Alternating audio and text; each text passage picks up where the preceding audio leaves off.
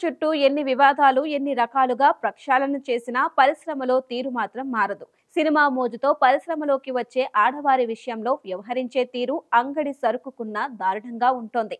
ఆ మధ్య మీటూ అంటూ ఏదో ఉద్యమం తరువాత మలయాళ పరిశ్రమలో మహిళ విషయంలో ఓ కమిషన్ చాలా మంది హీరోయిన్లుగా రిటైర్ అయిన తరువాత కాస్టింగ్ కౌచ్ అంశంలో తాము ఎదుర్కొన్న సమస్యల గురించి చెప్పడం, ఇవన్నీ ఏమయ్యాయని అడిగేవారు కానరారు. అప్పటికి అదో వార్త మాత్రమే. 4 రోజుల హడావిడి తరువాత అంతా సైలెంట్. అవకాశాలు వెతుక్కునే ప్రజెంట్ హీరోయిన్లు నోరు తెరిస్తే అవకాశాలు పోతాయని భయం. తెరమరుగైన వారు చెప్పినా వారి మాటలకు విలువలేదు. ఇప్పుడు కొత్తగా మరో అంశం తెరమీదకు వచ్చింది. అవకాశాలు ఇప్పిస్తే కమిషన్ ఇవ్వాలట. ఫాతిమా సనా షేక్ ఆ మధ్య వచ్చిన శ్యామ్ బహదూర్లో ఇందిరాగాంధీ పాత్ర చేసి మెప్పించింది.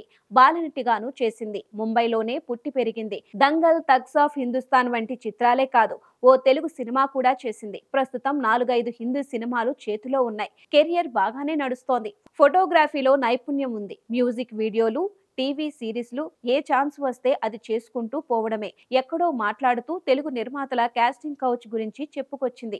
అవకాశం ఇస్తే ఎవరెవరితో గడపాలో కూడా ఓ నిర్మాత పేరు చెప్పాడట.